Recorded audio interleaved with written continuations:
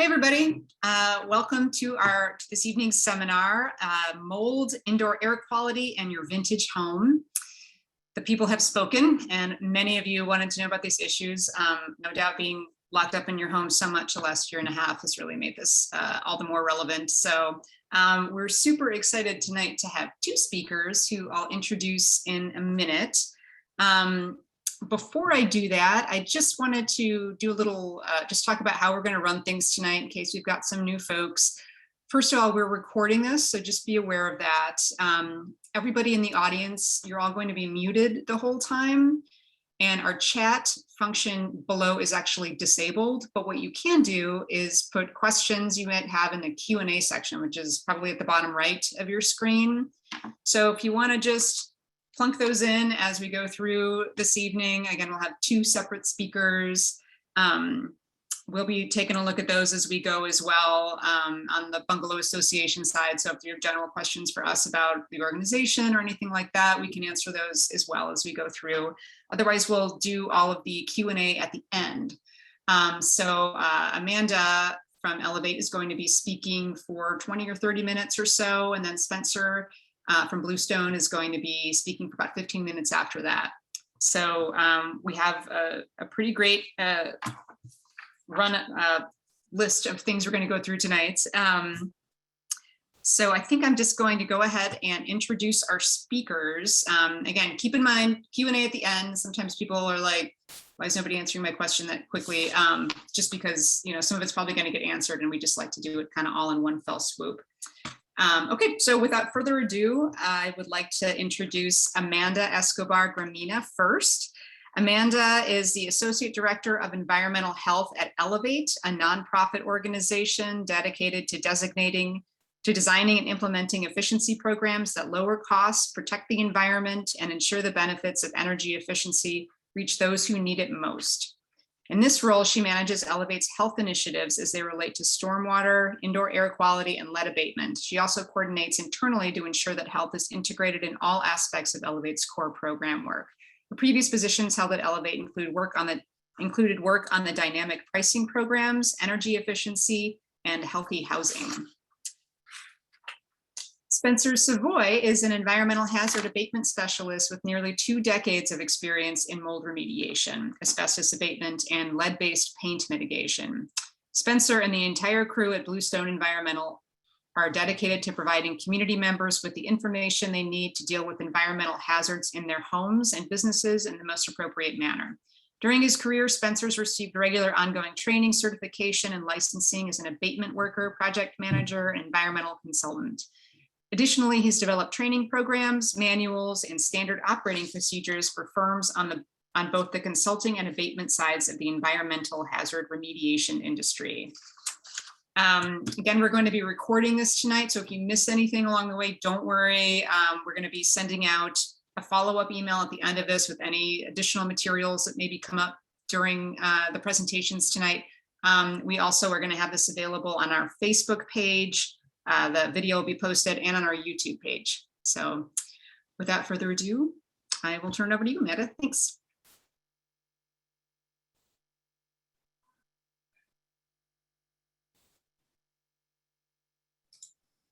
Thank you so much for having me. I am sharing my screen now, correct? Yep.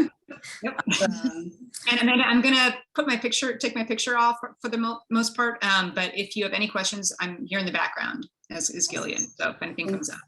Thanks, Carla. Sure. Hi, everybody. I hope you're having a great night. Today, we're gonna kind of talk through,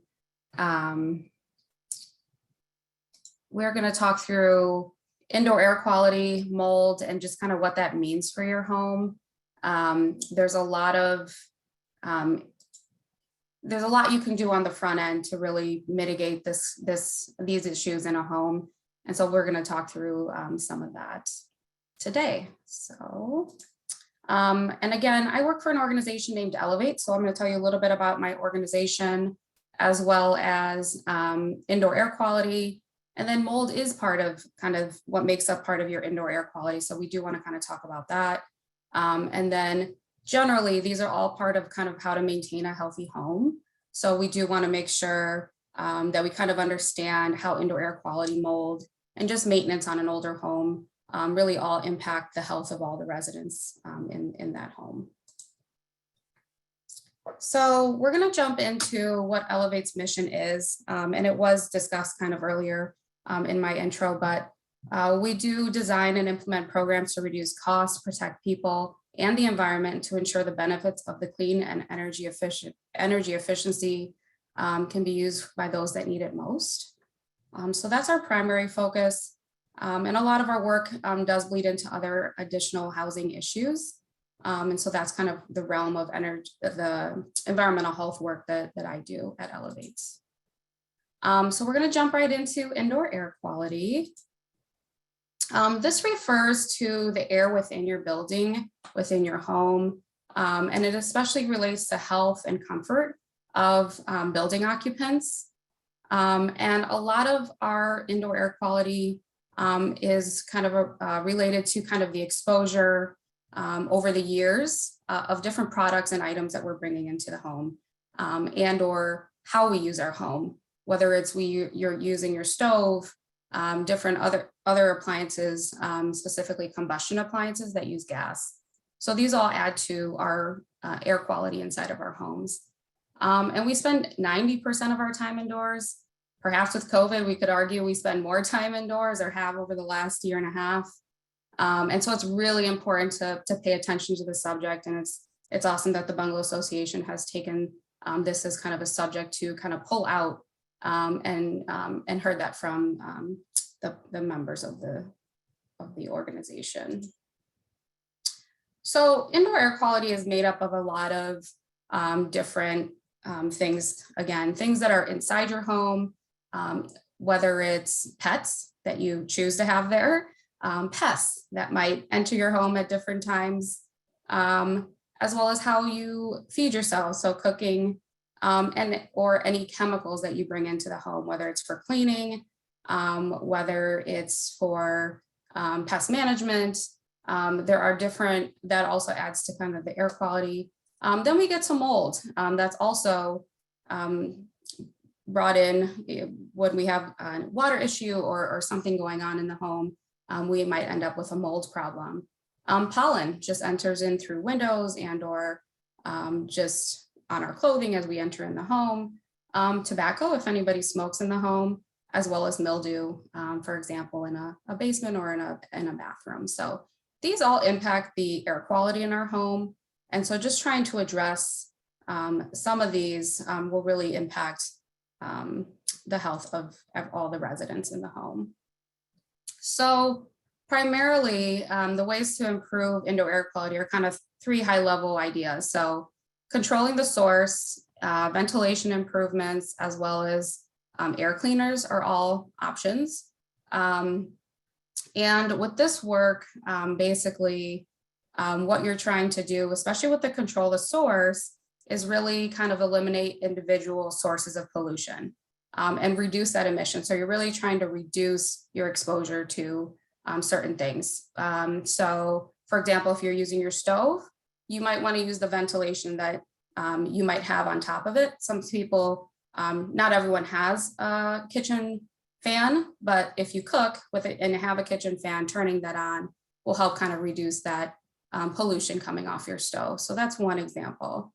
Ventilation improvements. So a lot of us living in older homes don't really have adequate ventilation. So perhaps over the years, you may have added a bathroom fan or a kitchen fan. There's other ways to add ventilation in homes, and we'll talk through that. But it's really important for lowering kind of the concentrations of indoor air pollution.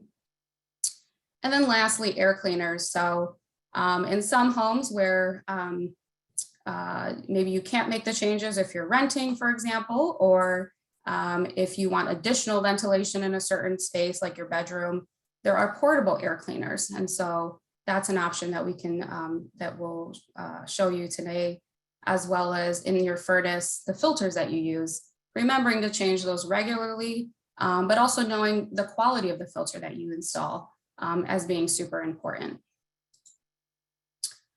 So first I wanted to talk about, I'm not going to get to talk about all the source control, but I wanted to start with VOCs. This is probably a term you've heard, but maybe don't realize that it comes from essentially every product that you bring into your home. So here we have examples of dry cleaning, furniture, anything you spray, whether it's something that smells good or whether it's for pest management, for example, or for cleaning, and even painting. And I think you might have heard of like low VOC paint. That is kind of where we hear that term the most. But honestly, VOCs are in all these products. So it is a chemical. It includes a variety of chemicals. So basically, it does impact our air quality. So having less of this in your home and space is super important. So a lot of times it's that smell that you get off a new rug or a piece of furniture. So all of that is adding to the poor indoor air quality. And because it's indoors and it's closed in, assuming your windows are closed this time of year, you're kind of encapsulating yourself in that space. Basically, anything you can do to kind of reduce the VOCs in your space will really help out the indoor air quality. So I did want to talk a little bit about pest management. This is something that we all need from time to time. Not only do pests impact your indoor air quality and make it, could make it poorer, but it also is how you might, the pesticides and or the different chemicals that are used to handle the issue. So there is a term called integrated pest management, which certain pest control companies use and that we highly recommend as basically less hazardous to your health, does not use sprays. They might use gel, for example, and just that difference really has a big impact in the indoor air quality as well. And then you're handling the pest issue as well. So that is also an additional benefit to the indoor air quality. I mentioned stoves earlier, and so I do want to talk a little bit about that specifically. So stoves, for example, is where we get a lot of nitrogen dioxide in the are in our home, and it comes from gas stoves. So you may have heard more recently, there's been a lot of research coming out about kind of the dangerous levels when we cook with gas stoves. And they're often basically concentrations that are higher than what is recommended for outdoor pollution standards by the EPA, for example. So this is kind of a new movement that you may hear on. There was a recent NPR story about this, as well as definitely in the literature, this is kind of becoming more of an interest area. But there's a big push for electric stoves. And that reason is primarily for health and also a reduction in this harmful gas here, nitrogen dioxide. But it also helps kind of reduce our dependency on fossil fuels. So there's kind of a push from many angles, but I do want to mention this as something that if you can, for example, use your any ventilation over a stove or open up a window, that will help reduce all that concentration every time you cook. So I just wanted to mention that. This may be a little hard to see, but I wanted to talk about 3 different ventilation types. So I've mentioned a kitchen, a fan over a kitchen, and wanted to just basically show that's kind of type 1, where basically it's also similar to a bath fan where basically the air is getting pulled out and just kind of going in one direction. So it's from the inside of the house and then it's getting sucked or it's getting pushed out to the exterior. So one important thing to note is that not every ventilation fan is vented to the outside, but this is the best case scenario. And what you would want is a fan that is pulling everything out to the outside. And I'll get into ones that don't, but for now, I just wanted to point that out. So this is a simple bath fan or kitchen fan. For those that have furnaces, and not all homes do, Basically there is an option to add in, and this is type 2 here, where you can add in just like a little pipe right here to your furnace and add in fresh air directly into your furnace and push that throughout your home using your current ductwork. So this is one option that some folks choose who have furnaces to kind of get some fresh air in and then have it kind of naturally go out through the home's kind of natural air spaces that they air kind of naturally comes in and out of an older home and even newer homes, but definitely older homes. And so that's kind of another way that ventilation can be added to a home with a furnace. Since not all homes have furnaces, there is an option that's this number 3. And basically it's installing just an air handler. So and pulling in that outdoor air and pushing it, putting in ducts throughout your home and pushing that throughout the house. So it is not attached to your heating system, but it would run ductwork and or bring fresh air into your space. But you're building, it's its own system. So the nice thing is that you can put it into a home that has a boiler and does not have ductwork. So just wanted to point out there are many types of ventilation systems to bring in fresh air. And this is, these are 3 options that I wanted to mention. A little bit about air cleaners. So there is there's a rating on filters for furnaces, for example, and for air cleaners. So for example, you may have heard of a HEPA filter. And the reason why that's really a recognized kind of like efficiency of a filter is because it filters about 99.9% of the dust, pollen, mold, bacteria, and airborne particles. And so often when we're working with asthma patients, we might recommend a portable air filter for their bedroom so that there is fresh, or the air is being filtered through this device. The other way to add in kind of to think through filters is through this minimum energy reporting value, which is also called MERV. So you'll notice a lot of filters have this rating, which MERV rating, and I'll show you that on the next slide.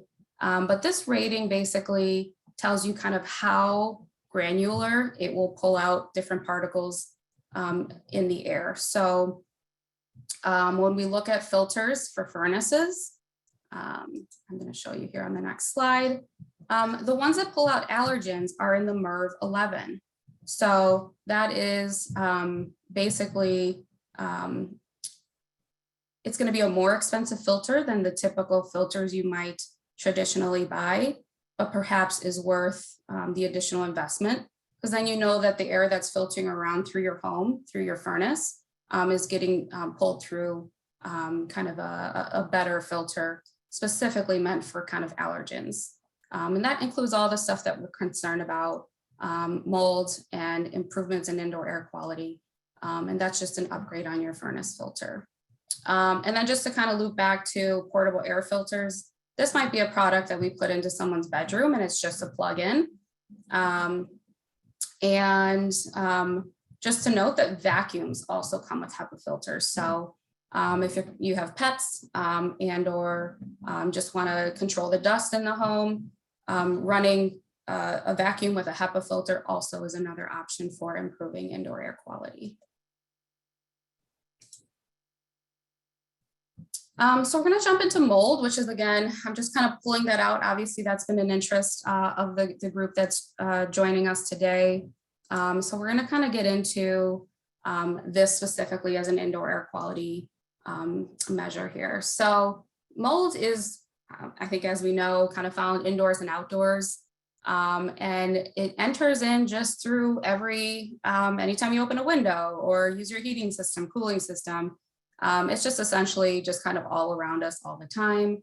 And then we know mold really likes moisture.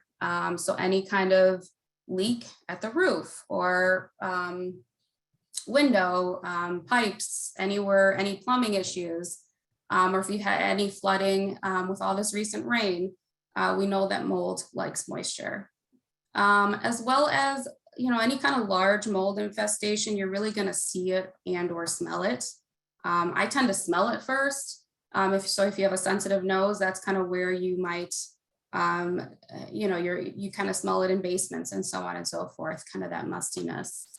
And then lastly, kind of any exposure to mold. Not everybody will have a reaction. You kind of have to have a sensitivity to mold, but you might get a stuffy nose or have other kind of impacts, kind of similar to allergies. Or it might exacerbate asthma or anybody with a respiratory health issue. And they might have a more intense reaction to just mold, kind of typical mold in a home. So just to kind of talk a little bit about some of the prevention, essentially controlling humidity is huge. And so generally you don't want anything higher than 50%. So I know on smart thermostats, you can set that so that your furnace is working to that degree. You can also set a dehumidifier to that, perhaps air conditioners as well, depending on the ones you have. But that's typically the goal. And then we come back to the idea of ventilation, which is super important in this kind of realm of work. Adding exhaust fans that vent to the outside, kitchen and bathroom, as well as making sure your clothes dryer is vented to the outside as well. You don't want that blowing hot air into your basement, for example, because that's just adding to the moisture issue. And then there's also this term called bulk water issues, where fixing any kind of leaks at your home's roof, walls, plumbing. This is kind of where anytime you have a major water situation, foundations as well. So just quickly, again, window AC or a central system will help control humidity, and then a dehumidifier. These you might typically find in a basement, and you can set the humidity standards. And just wanted to point out kind of quickly what a bathroom fan is. Again, I talked about kind of the mechanics in the previous section, but here just a simple bath fan. Sometimes you have a bath fan, but it may not work or it may not be vented properly. Those are all things that should be double checked, that it actually is sucking up the humidity in the room and not just making noise and just hearing a fan. And then just wanted to point to the kitchen ventilation that I said I would come back to. So it is very important, if you have one of these, that you turn it on when you're cooking, just to help reduce pollution, or open a window if possible, or perhaps during the seasons that makes sense. And make sure that this is vented to the exterior, or excuse me, to the outside. While you may see a lot of these kind of ventilation where it's called a recirculating fan, but you will not see any ductwork in here. And that means that it is not vented to the outside. So it has like a metal, kind of like a carbon filter almost. And although it's something, it is preferred to have something, again, vented to the exterior. So when possible, or if you're making upgrades to a kitchen, that is an important thing to ask for. Bulk water issues, again, roof leaks, you're going to cause that. The most important thing with roof leaks and or foundation issues is making sure you're addressing it in a timely manner. And these are expensive issues to fix, and pretty common, obviously, in older homes. So acknowledging that it is expensive, but it is important to move as fast as possible, even if you need a temporary solution to hold over to make the complete roof change out, for example. But the more water and the more damage you have, the more of a mold problem you're going to create. So a little bit about mold cleanup. Essentially, there are mold killing products. Again, trying to clean up and dry out within 24 to 48 hours is super important. Removing any carpeting or any upholstery that might have soaked in the water. It's just really important to move fast on these kind of issues that are going on. And then it is possible to do some cleaning of mold. But in certain cases, especially when it's over 10 square feet, that is when a professional mold remediator is important. So it is important that we have a contractor going to speak next, just because this is really when you want to pull in a professional, and or here's an example of me being in a home and seeing a plumbing issue from above, right? This is an issue that wasn't active, but wasn't addressed at the time. And even though they addressed the plumbing before I arrived, the mold situation was still a problem. And so addressing even molds that had formed months before is important for the air quality of that home. So just wanted to talk generally about how to maintain a healthy home. All of these concepts are kind of pulled from these 8 principles of a healthy home. And just for time, I am going to just kind of highlight number 1, 2, and 3, which is about being dry, clean, and pest-free, as well as number 6, which is about ventilation. But I have, for your reference, included all of these with notes throughout the PowerPoint. But it is important to understand that this is part of a larger concept, indoor air quality. And this is a concept that is super important for all of us in older homes. So to reiterate, preventing water from entering your home is huge. So usually if you, so folks might have like a really bad rainstorm or something like that. It's important to really see how your roof is holding up, especially if you have an attic. You can get up in your attic, hopefully, and or just make sure that your roof is holding up. You're not seeing any stains on the ceiling, because one stain on the ceiling typically means you're having a roofing issue. So just not ignoring the signs of a possible roof problem, and hopefully addressing that sooner rather than later. Improving the rainwater from, preventing rainwater from entering your home due to poor drainage, or looking at how your gutters are draining. These are all important things that we want to make sure are draining away from our home's foundation, so that our foundation doesn't have to deal with additional water kind of pooling around the edges of the property. As well as kind of checking interior plumbing for any leaking. That seems to be an issue that I see a lot in homes that causes a big mold issue. A lot of people have leaks under their kitchen sink or a toilet, and because it's a little bit invasive, might not deal with it right away. And so anytime you see a stain on that ceiling, definitely I encourage you to do your best to check it out immediately. So clean. So, this is an important thing around those with asthma and or just trying to improve the indoor air quality, really controlling the source of dust and contaminants. So dust tends to cling to upholstery, to our curtains, carpeting, things like that, blankets. So anything you can do to regularly launder those, or put them in bag, put them away for the season, for example, blankets and stuff like that, really helps control the dust in a home, and or using HEPA products, whether it's a HEPA vacuum and or air filter to really help filter the air.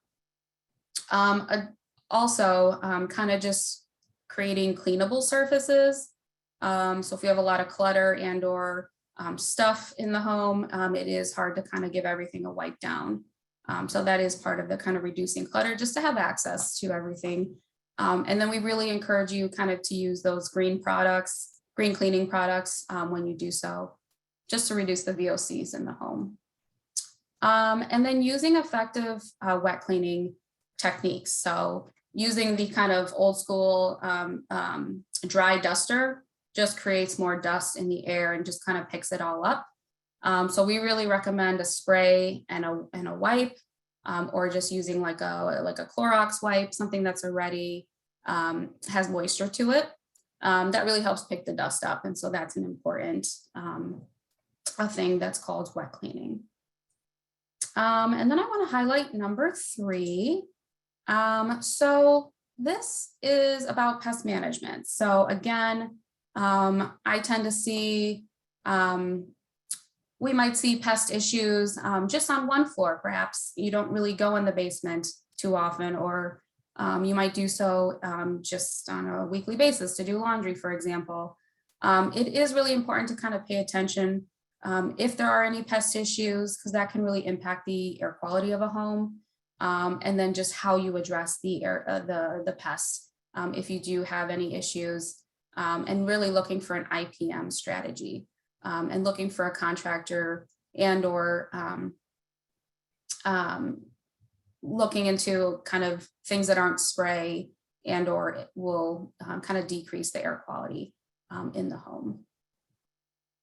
You can also do things like food storage, kind of pay attention to how food is being stored. That will really help pests not stick around for too long, especially if you're handling with other kind of, traps and other baits. And just for time, I do believe I am going to skip to, I'm going to just talk about just kind of the principle 4 is about being safe. And so I will let you guys read through that on your own. Principle 5 is about contaminant free. This is also, this is more around kind of lead and some of the other environmental health areas of like radon. So we'll skip through that. And then I just wanted to, again, highlight principle 6, being ventilated. So if I haven't said this enough, this is a super important piece to air quality and to handling molds. So the best thing we can do is make sure that we have or utilize the window in a bathroom or have a bathroom fan that is working. And by working, this is something that you can do at home, is use just a piece of tissue and see if your fan can hold it up. Obviously that doesn't tell us how well it's working, but it will tell us that it can at least hold that tissue paper up and kind of suck out the air, the moisture in the room. There is ventilation testing, but that might be part of an energy efficiency assessment. But in your own home, if you want to test your ventilation system in the bathroom that you might have, is just holding up that piece of tissue. So, and I do believe something similar could happen in the kitchen. So that is an important thing that I wanted to kind of this tip that you can kind of take with you today. And then 7 is about having a maintained home, making sure that you are routinely addressing furnace filter and or just having your furnace cleaned. So just let you guys read through that on your own, but just general maintenance of an old home is important. And then the last principle of a healthy home is about being thermally controlled. This is around energy efficiency, weatherization, and the importance of that. So as I mentioned, indoor air quality, mold, all are super important, but they are kind of part of this larger idea around keeping your home healthy and safe. And so hopefully these slides were really helpful, and you can take these tips back to your home and try to identify areas where if you are having a mold issue, if you are concerned about your indoor air quality, that you can take away some of these tips and use them. So thank you very much.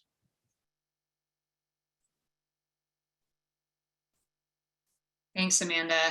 Yeah, thank you. Let you take that down and we'll get Spencer ready. Just a reminder to everybody, we're gonna, some people pop on a little bit later. We're gonna do all the Q&A after Spencer speaks, so that we're just gonna do it all at once tonight. And also, Amanda was kind enough to send us her presentation in advance. So again, everybody who signed up for this tonight's going to get emailed with that presentation and also with this video that we're recording. So no worries about any of that. And there's a lot of information. And there's all kinds of questions about bugs that people find offensive. so get ready for that in the Q&A. And wanted to bring Spencer on. Spencer, your video there. Okay, great. Sometimes I forget if I'm muted or on video.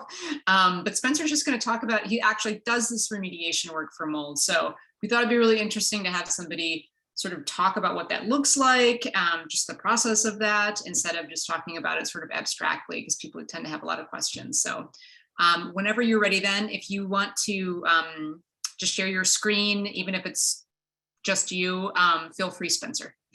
Absolutely. I have some pictures as well. Yeah, I think I'm going to start at the kind of the beginning of the process of what you would expect for mold remediation and kind of just work my way through it. Yeah, that's great. So I think the first part of mold remediation in your home is determining, is there mold and what is the extent of that mold?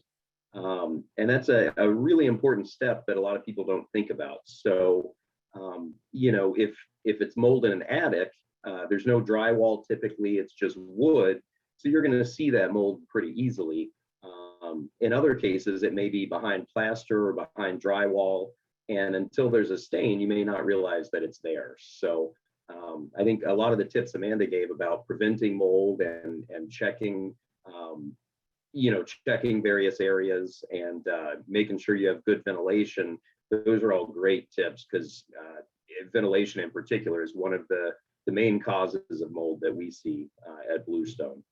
So, but determining if you need an inspection can be difficult. And I think the biggest principle there, if it's something where you can see the staining and you can determine what that staining is related to. So if you know there was an overflow in your tub or your sink, or you see staining just below some windows, you probably have a pretty good idea of what the source of that moisture is, and that's going to let you know to some level the extent of that growth.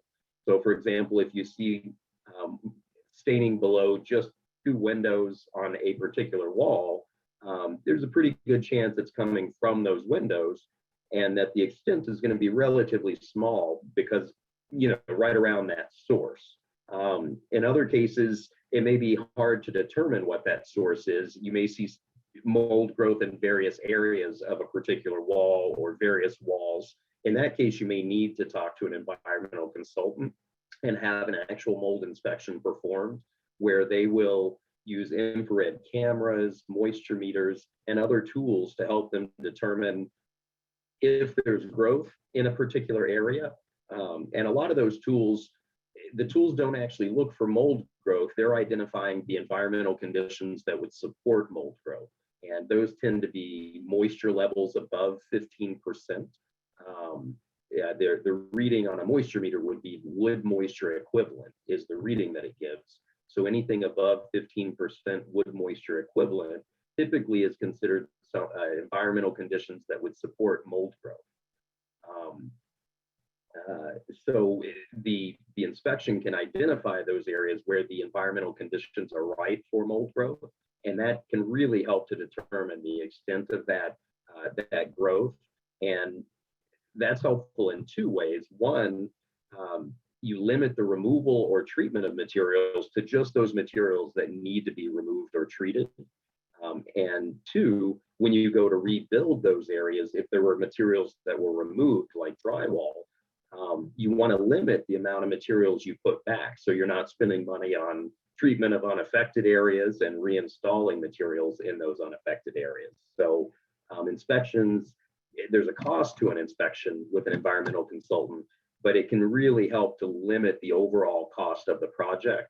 And the inspection is much cheaper than remediation work. So you definitely, if you can stop it at the beginning with a good inspection, and limit that scope, you're going to save a lot of money doing so. So once you get into the remediation where you know there's growth, you've determined the extent, and you want to take care of that, as a remediation contractor, the first thing we're going to do is look at permits and determine if there's permits that are required and make sure that we get those so that we're not, getting fines put on our company or on the homeowner from the local government or the county or state, depending on what type of project it is. The next phase, and really one of the most important phases of mold remediation, is the preparatory phase, and that is essentially installing containments. And a containment, I'm going to show you some pictures here of containments, and containments are basically plastic tents or plastic seals, or a combination really of both, that enclose that space you're working on and protect stored items, appliances, surfaces. So for example, here on this screen, you can see there's a water heater there, and it's been turned off, and then it's covered in plastic. You can also see plastic on the walls. This is kind of a bigger shot of that same room. And in this case, you can see there's a tool bench on the left side there that's been covered. The floor is covered, the walls are covered. In this case, the mold was on the ceiling, so the ceiling is uncovered so that we can get to that mold to treat it.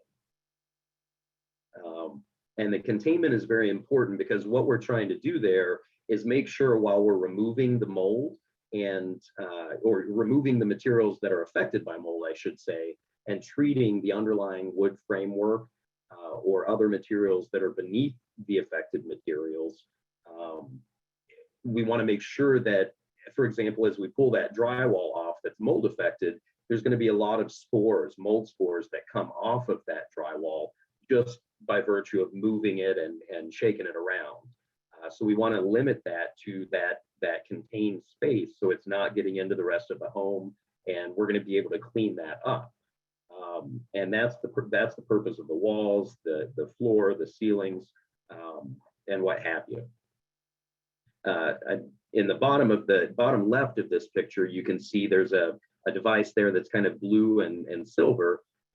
That's a airless sprayer, and we utilize that once we've removed affected materials such as drywall. And drywall, unfortunately, is one of those materials where if it's affected, it really should be removed because it's porous and it's got a paper backing typically to it. And so even if you don't see staining on the front side, there can be growth inside that drywall in the pores, and definitely on the back side with that paper backing, because paper is really a perfect food for mold. So typically drywall would be removed. Plaster typically would be removed as well. Cheap wood, like wood paneling, thin wood paneling that's almost like a cardboard backing, typically would be removed. Nicer wood, like wood planks, pine planks, or wall framework, typically can be saved and treated effectively with a fungicide solution, physically scrubbed to remove that growth, and then treated with a preventative called an antifungal encapsulant. And so the chemicals are sprayed with the airless sprayer.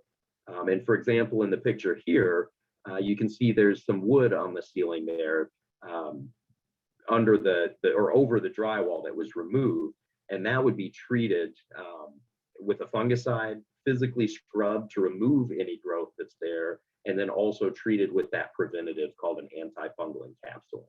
And I'll show you some pictures of that in a little while. So this is another picture of a containment here, and I'm just going to scroll through a few of them. Here's another one. You can see there's kind of a tube in this shot. That tube is exhausting filtered air. So we put machines called negative air machines. You can see it in the bottom right of the picture. And the negative air machine has HEPA filters, the type of filter that Amanda was describing earlier. And those are very effective at removing mold spores. They're also used for asbestos removal and lead-based paint removal because of the efficiency of what they remove from the air. And so the idea you can see there's a circular opening facing the camera in that device on the bottom right, and that's where the air is pulled into the device. It's filtered then through a HEPA filter, and then it's sent outside through that discharge tube that you can see running up to the window. And by exhausting that to the outside, we're filtering all the air out of that space. And the idea is you want to have enough negative air machines, the machine that's filtering, you want to have enough of those in the space that at least every 15 minutes, all of the air in that space has been filtered and sent outside as clean air. And at the entrance to the containment, there's going to be it's called an airlock decontamination unit or airlock wash station. And you can think of that as just a plastic 3-foot by 3-foot cube with overlapping flaps on 2 sides. And those overlapping flaps are to allow the workers in and out of the work area. Additionally, it's to allow air to come back into the work area to replace the air that's being filtered out. And so that's essentially vacuum pressure. We're filtering all the air in the particular room or work area, sending that outside. And so it forces air from the rest of the home into the decontamination unit and into the work area to replace the air that was filtered out. And that's a very important concept because negative air helps us prevent contaminants, mold spores, asbestos, lead from leaving the work area and contaminating other areas of the home.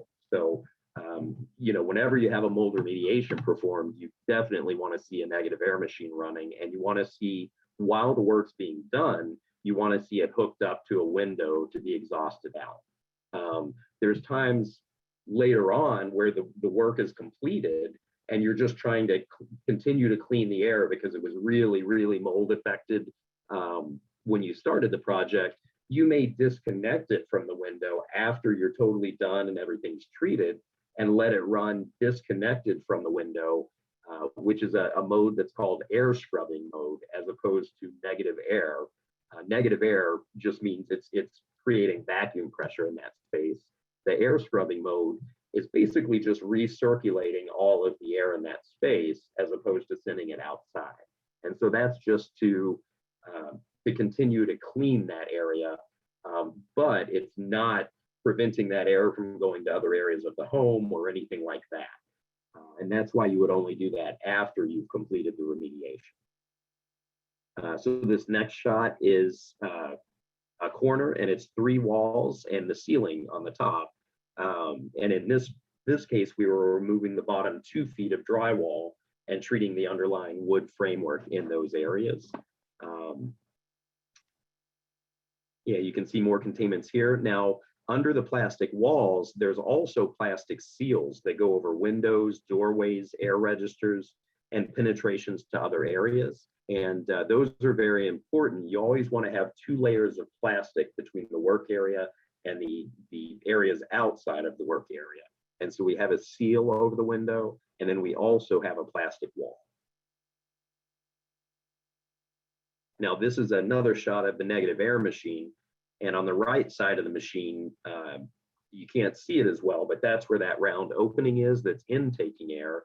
And then on the other side, the tube is where it's exhausting that air to the outside.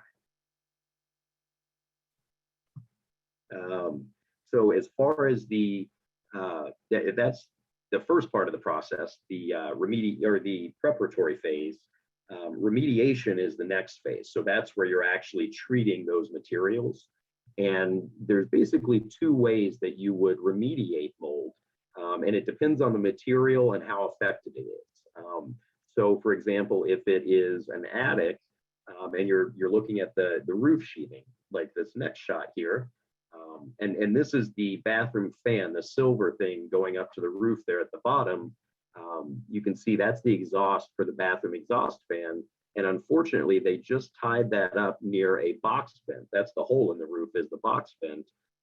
And so that air, because it's not vented all the way to the outside, it basically hits the top of that box vent and comes back into the attic. And so you can see the growth all over the attic there. Now, wood, unless it's rotten, can typically be treated. And so for this situation, we would treat it with a fungicide solution that's spray applied, let that sit for a while, and then we would physically scrub it to remove the body structures of the mold. And we're going to do this all with negative pressure and containments as well. Once we get that treated, we're going to spray it again a second time, and then we're going to let that sit overnight to dry. When we come in the next day, we'll scrub it again, clean that surface with HEPA vacuums, and then we'll treat it with a preventative called an antifungal encapsulant. And an antifungal encapsulant, here's another shot of mold.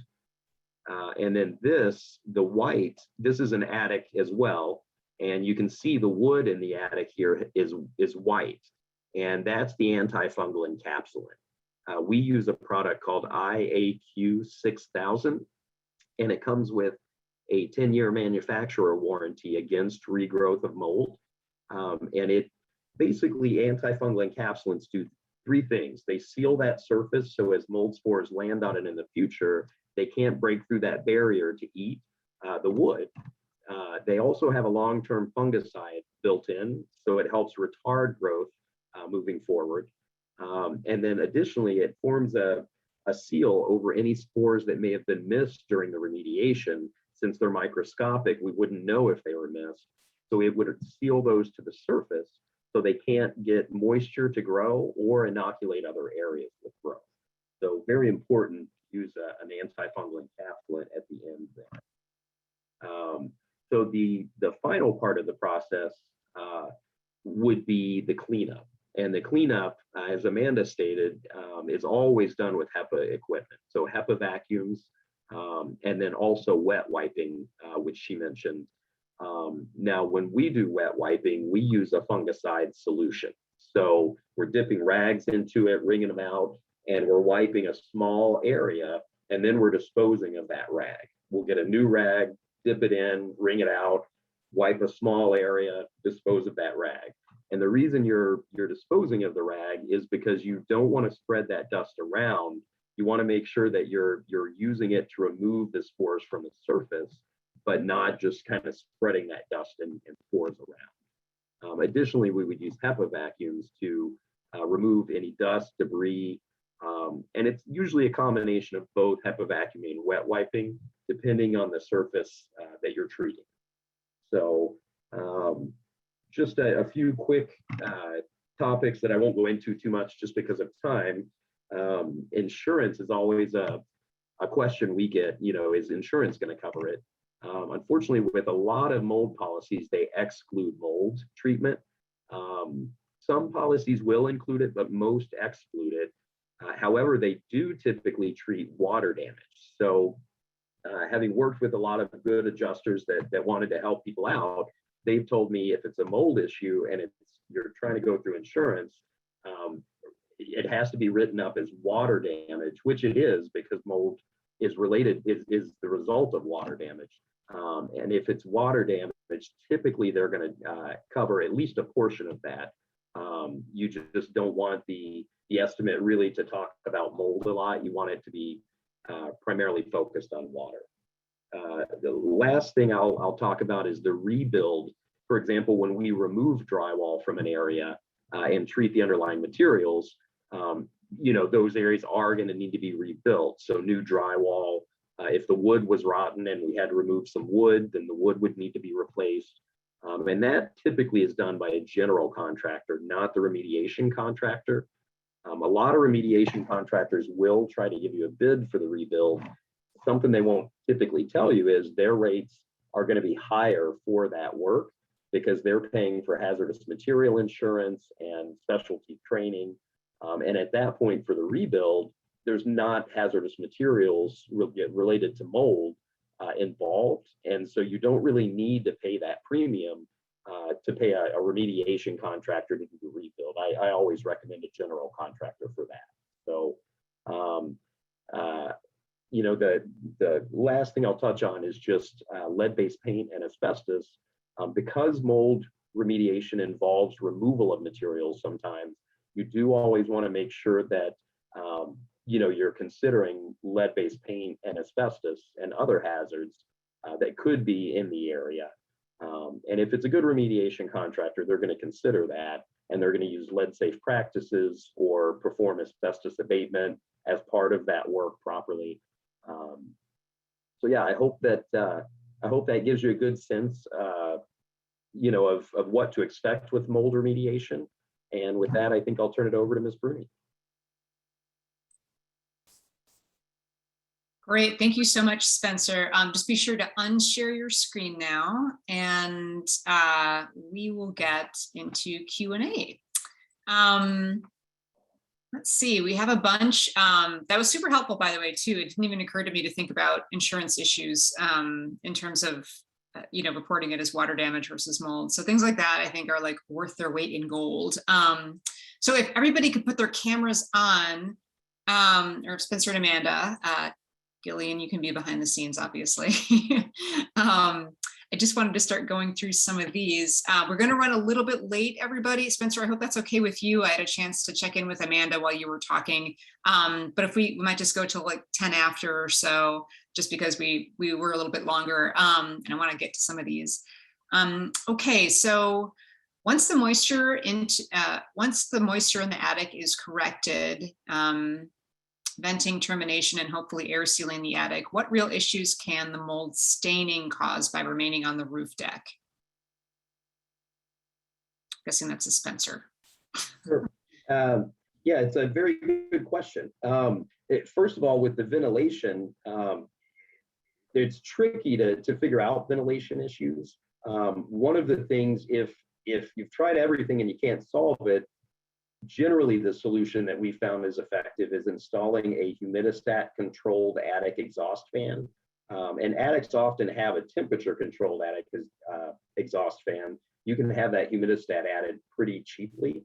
But as far as what to expect if you fix the moisture, typically mold's going to go dormant once the moisture level is below 15%. That being said, there would still be potentially a populating source, meaning still spores in that area, and a large amount of spores potentially. So if moisture intrusion occurs, it allows that growth to kind of pop up very quickly. Additionally, if it is still getting moisture, mold, the way mold works, the spore lands on a surface. It's similar to a plant. The spore is like the seed, so it lands on the surface, and then mycelial fragments grow, and mycelia are root-like structures. So you can think of that as, the seed hits the soil, it starts to grow roots, and then once those mycelia are embedded in that wood, it starts eating the wood from the inside out, and then it grows the body structure of mold that we recognize as mold, the hyphal fragments. So as it eats that wood from the inside out, the wood becomes what we call spongy, and that is if you think of the surface as being solid, but the inside as being soft, when you push on it, you'll push into it and it won't break the surface, but you'll feel it push in like a sponge. And as that continues to occur, it basically rots out that wood because the middle of that wood is being eaten. I hope that answers the question. Great, thank you. Okay, Amanda mentioned not to use dry old school dusters. Are Swiffer dry products safer? So I guess I was thinking more of those, I'm thinking of those little feather dusters. I would say Swiffer products are fine, but it is a dry method of cleaning, but I do believe Swiffer has created a product that does pick up dust. I don't know, Spencer, if you have any other thoughts on that, but that's what I would say. Yeah, I agree with that. Great. Do you treat and clean mold on an interior brick wall differently than you would drywall or plaster wall? That's a great question. The first thing I would say is very often, one of the most common calls we get where people think it's mold, but it's not, is on brick or concrete. It's a phenomenon known as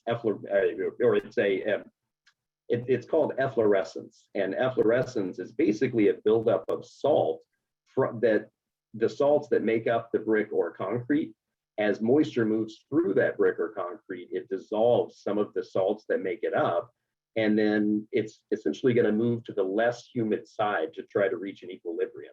So for example, if it's less humid inside, you'll see moisture move from the outside to the inside of the home, and you'll see that salt build up. As the water evaporates inside the home, the salt that was in that solution will essentially come out of solution and seem to grow. It'll build up on that brick or concrete surface. And as you touch it, it just kind of crumbles. It's usually white, but it can be other colors. And so it's evidence of direct moisture intrusion in that area, but it's not mold growth.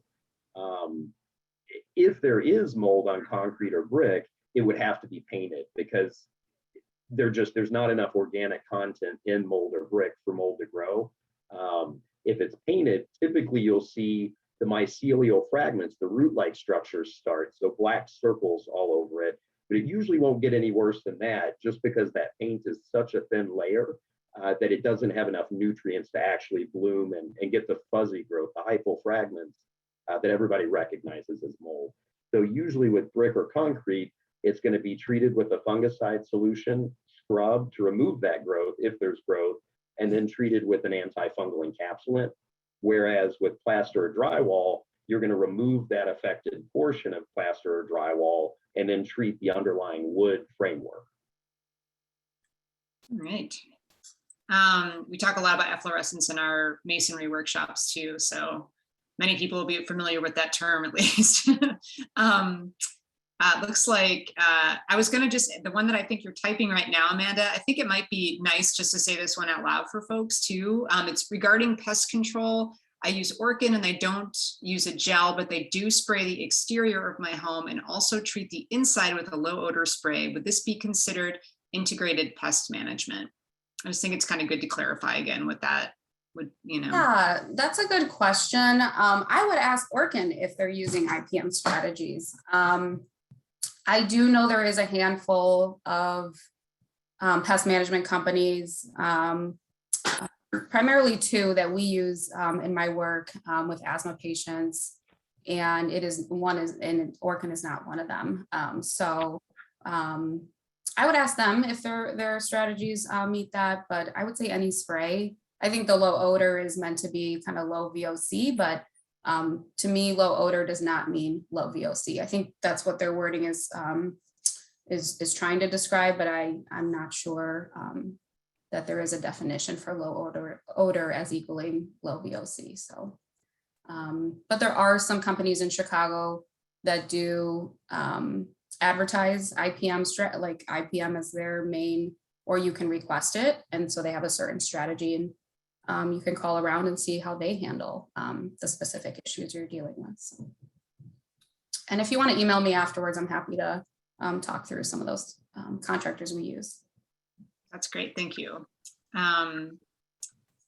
Okay, any tips for mold at the corners of a shower? Does replacing the caulk actually solve the issue? And they're going to do the tissue test for the bathroom fan. Yeah, I mean, I think just regularly, I know there's sprays, and I've seen them even kind of in the natural realm of products or green kind of products, like after a shower that might help keep mildew in line. But I think just regular cleaning is helpful, but I think that is an issue we all kind of deal with in a shower environment. So that is a hard one to deal with. But yeah, checking to make sure your ventilation is working. It may not solve that problem, but it is good to just pull all the moisture out as much as possible. Okay. I was told when I purchased my home that I had a small amount of mold in my attic. It was supposed to have been taken care of before the closing. Who can I contact to make sure this was done? I don't know, Spencer, do you have an answer? It's tough because you can go to an environmental consultant, and they typically are in the mold remediation, asbestos, and lead industries. Environmental consultants typically do inspections, kind of the work beforehand to see if there's an issue and how extensive it is, and then to document that. They also typically do any testing that may be done after the remediation to make sure that it was effective if testing is done. So environmental consultants are one way. They are relatively expensive, depending on how much work you need done. Another option at Bluestone, we offer free estimates, and especially with attic mold, because there's not a lot of ways to get good info out there. And a lot of what you read online is companies trying to scare people into using their service. We don't have any obligation or anything. There's no cost to the estimate. So we'll come out and take a look. If there's not mold growth, we'll definitely tell you that. I can't tell you how many clients, we've told you don't need mold remediation in your attic. There's not really an issue. Even after they've told us they're about to hire, other firms because they told them there was an issue. So unfortunately, you don't know kind of going out there online what companies are going to be honest with and what aren't, because mold is really unregulated. So typically, one tip that I typically give is check Angie's List, Home Advisor. I think they changed their name to, and I think Angie's List is now Angie. But so if you check Angie and Home Advisor, one thing I like about those services, neither one of them cost anything now, and they allow the customers to leave reviews, and the contractor can't take those reviews down. You can respond to a review because there's always two sides to a story, but it allows you to get a good idea of, are there mostly positive reviews? Are there mostly negative reviews? How did the person respond to that review? Does it seem like they're being fair and honest as a business? So I think that's a really good way to determine if you're going to go just straight to the remediation contractor to take a look for you. That's a good way to find out if they're honest and they're not going to just try to sell you a service you may not need. We'll take maybe two more of these, just in the interest of time. How important is it to keep the humidifier on when the heater is turned on for winter? It's a good question because it does seem to dry things out quite a bit. Yeah, so humidifiers are used in the winter time to add moisture to your home because, to your point, Carla, like heat is drying out basically all the air in the home. So a lot of times people will run humidifiers. You'll see dehumidifiers run in the summer when we have kind of a lot of rain and moisture. So I think it's a matter of overall keeping an eye on kind of the humidity in the home. Because a lot of times I'll find homes that I walk in and it's kind of like steamy almost. The residents prefer that. And so I've purchased a humidity. It's just something you put onto your refrigerator and you can kind of see where your humidity levels are. So if you do like to run a humidifier in the winter to add moisture to your home, just make sure you're not adding too much, right? So this is something that I've recommended. It's just magnetic and you just put on the fridge. And I would say that's just a good, if you don't have a smart meter or something else that's monitoring the moisture in the home, you can just kind of purchase a product to install on your fridge and just kind of give you a gauge as to how much to run the humidifier. Right. Yeah, those levels go up and down throughout the year, obviously. So I think that kind of answers this one. I'm familiar with the radon tests. You all mentioned testing the moisture in an area to see if it's over 15%. I'm not sure if what you mentioned, device would be sufficient. But they wanted to know if there were other tests that homeowners can use or can do to see if there are issues with mold in the air or other pollutants. Anything short of having somebody come in and put a meter on a wall or do something like that. Yeah, the one thing I would say about that, it can be tough. There are at-home test kits for mold. What they don't tell you is it's going to grow mold every time because mold spores are a part of the natural air. And that's something to remember after an abatement project as well, where you've abated or remediated mold. you're not going to find that there's no mold spores in the area because, for example, with that vacuum pressure we're using, we're pulling air in from other areas to replace the air that we're filtering out. You just want to make sure that the mold spore levels are normal. And by normal, they should be relatively similar to the outside levels and relatively the same species of mold. If you see very large concentrations of specific types of mold or just a very large concentration of mold spores, that's where it can become an issue typically. So it's tough. There's not really what I would consider a reliable way to determine that without an environmental consultant testing or something like that, because the at-home test kits, it's an agar plate that's basically perfect food for mold. And with mold spores always as part of the natural air, those spores are going to land on that agar plate and it's going to grow. So then you're going to send it off and pay for analysis, and they're going to tell you that there's mold spores. So I would say using an environmental consultant is the way to determine that. Okay. One more just really quick question, just because it seems like an important one. If you were exposed to mold, would it result in permanent damage? I assume if they lived in conditions that were, pretty harmful for a while. I think we live, to Spencer's point, we live in environments where we're always exposed to mold. But I think there are folks that are more sensitive and have health issues that are exacerbated by it. But maybe, Spencer, you can talk a little bit more about black mold, and that's specifically, I think, the one that folks are, all of us can really be harmed by that mold, and the level of mold in a home can also impact health. Sure. Yeah, Stachybotrys is what everybody calls black mold. And it gets a lot of news because, for example, there was a school, I think in St. Charles, if I remember correctly, where they shut the school down because there was an area affected. And it produces endotoxins on the outside of the spore. Now, in the laboratory, it only produces them about 40% of the time. But the laboratory is different than the environment. So they don't, as far as I've seen, they don't know, what percentage of the time they're going to produce endotoxins on the outside of the spore in the natural environment.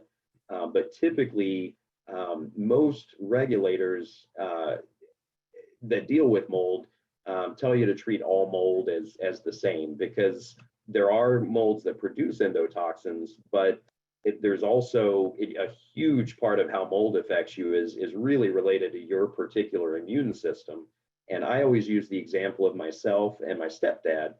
You might be able to hear, it sounds like I have a cold when I'm around mold, and I'm an estimator, so I go into areas that have mold quite often, but I'll get stuffed up. My eyes will itch, so I'll know right away that there's mold. My stepdad, he can go into the most molded environment you've ever seen and have absolutely no effect. And I'll tell you, the one thing I've heard, I think more than anything else dealing with mold is, and sometimes it's the husband, sometimes it's the wife, I'll get to the house and either the husband or the wife will say, it's killing me, it drives me crazy, I can't breathe. And, he says I'm crazy or she says I'm crazy. And it's because of that, how much your personal immune system, how much that affects whether it's going to affect you.